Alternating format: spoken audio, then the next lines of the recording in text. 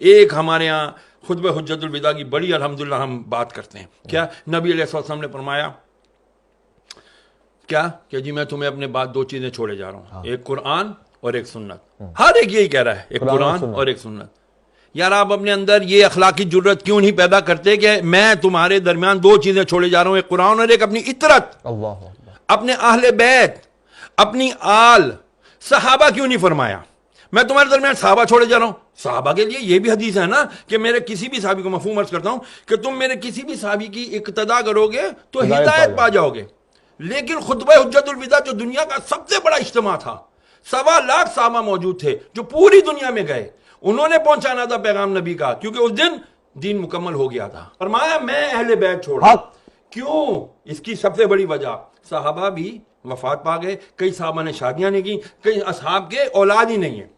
لیکن اللہ نے قرآن میں وعدہ کیا ان شانیہ کا هو الابتر, اے محبوب تیرا دشمن ہی بے نام رہے گا لیکن تیری آل چلے گی, تیری آل چلے گی, قیامت تک سید ہوگا. آئے گا آخری سید جس کا نام مہدی ہوگا, محمد ہوگا, وہی آ کر کے پھر دجال کو بھی مارے گا. وہی آ کے جب حضرت عیسیٰ علیہ السلام کو بھی کلمہ پڑھا کر کے وہ کہیں گے کہ اب میں لا الہ الا اللہ محمد رسول اللہ کا کلمہ پڑھتا ہوں. اب بات آ جاتی ہے یہاں پر کہ ہم کیوں نہیں سناتے کربلا کا. چھوڑ دیا کربلا کو, شیعوں کا کام ہے یہ, تو ہمارا کام نہیں ہے. یہ کس نے کہہ دیا کہ یہ خالی کربلا, اہل بیت, نبی کی آل صرف شیعوں کا ٹھیکہ ہے؟ سوری ٹو سے اگر میرے الفاظ سخت ہیں تو یار, نبی علیہ السلام نے فرمایا قرآن کی نص ثابت ہے. نص اس کو کہتے ہیں جس پہ قرآن سے دلیل آئی ہو.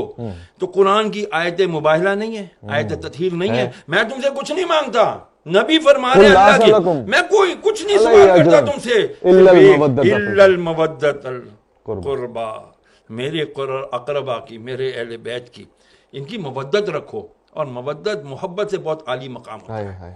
اس کے اندر اگر ہم جائیں گے نا, لیکن جب تک وہ کرائیٹیریا نہیں بنے گا اس وقت تک بچیں گے نہیں. کون سا ٹولہ شروع ہو گیا جی, ذرا سا ذکر اہل بیت کیا, ذکر علی کیا, انہوں نے کہا جی تفضیلی ہے تو رافضی ہے. اب اس کا کیا کریں, یہ بھی تو مسئلہ ہے. میں نے آپ سے عرض کیا نا, ہمیں دوبارہ ریویو کرنا پڑے گا.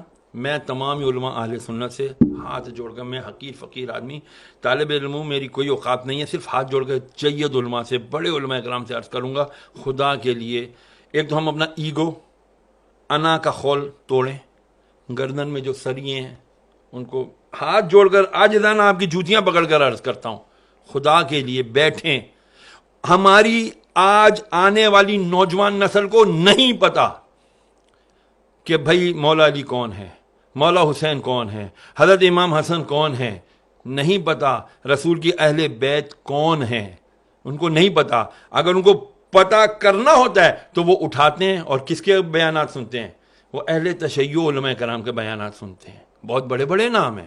میں شہنشاہ نقوی صاحب کو بہت اچھے سے جانتا ہوں, میں مسعودی صاحب کو بہت اچھے سے جانتا ہوں, میں باقر صاحب کو جانتا ہوں, بہت بڑے بڑے علماء ان کے ہیں. لیکن کیا عوام علماء اہل سنت اپنی اس جو بھی کمی ہے اس کو ختم نہیں کر سکتے؟ میری التجا ہے, خدا کے لیے تفضیلیت کا لیبل ہر ایک کے اوپر نہ لگائیں. صحابہ کرام علیہ رضوان ان کے اپنے مقام ہیں, اہل بیت کا الگ مقام ہے. کیوں مقابلہ کرتے ہیں آپ لوگ؟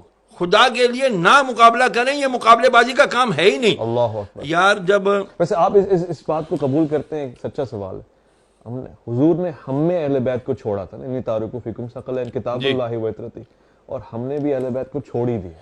دیکھیں کرائیٹیریا دے دیا, ایک اصول دے دیا, قرآن کو پکڑے رہو گے ہدایت پر رہو گے, قرآن کے ساتھ دوسری چیز کیا چھوڑی, اہل بیت کو پکڑو گے تو ہدایت پر رہو گے.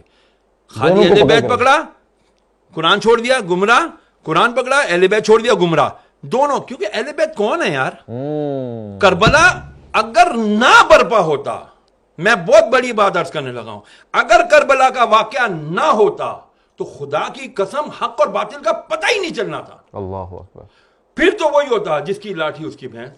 یزید آ جاتے ہر دور کے اور کہتے ہیں جی ہم اتھارٹی ہے, ہمارے پاس طاقت ہے, ہماری بات مانو, ہم جو کہہ رہے ہیں وہی حدیث ہے, ہم جو کہہ رہے ہیں وہی شریعت ہے.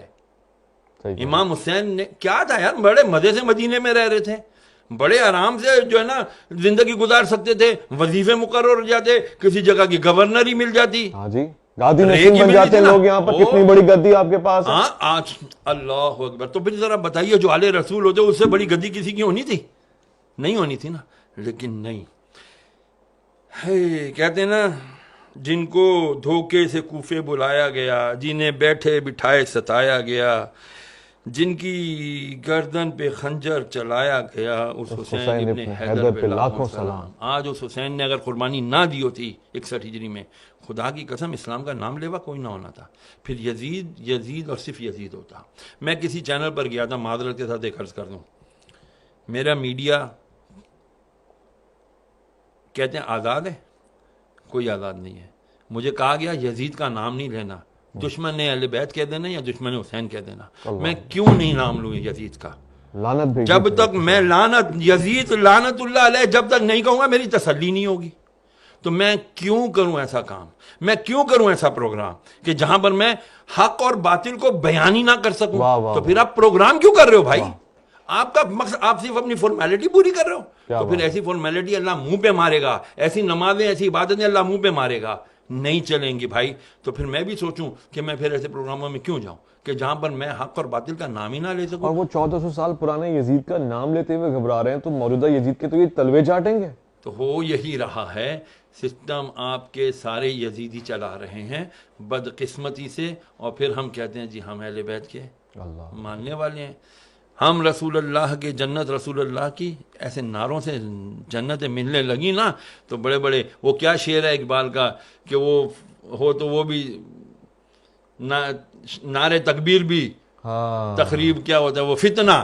فتنے کے اوپر علامہ اقبال نے کہا نا کہ بہرحال مجھے اشعار یاد نہیں رہتے بھائی، سیدھی سی بات ہے، فتنہ بہت ہے آج کے دور میں. اپنے آپ کو بچاؤ، اہل بیت اور قرآن سے محبت رکھو، قرآن پڑھو گے. مولا کا ایک قول یاد رکھنا، مولا علی مشکل کشا کیا فرماتے ہیں جب میری خواہش ہوتی ہے کہ میں اللہ سے بات کروں تو میں قرآن پڑھتا ہوں، میں نماز پڑھتا ہوں. اور جب میں چاہتا ہوں کہ اللہ مجھ سے بات کرے تو میں قرآن پڑھتا ہوں. تو مجھے لگتا ہے اللہ مجھ سے کلام کر رہا ہے. کیا بات ہے. تو جب یہ بتا دیا مولا نے کہ دیکھو تم قرآن بھی نہیں چھوڑنا اور ہم لوگوں کو بھی نہیں چھوڑنا، بہت بہت اگر ان کو چھوڑ دو گے تو گمراہ ہو جاؤ گے. سبحان اللہ.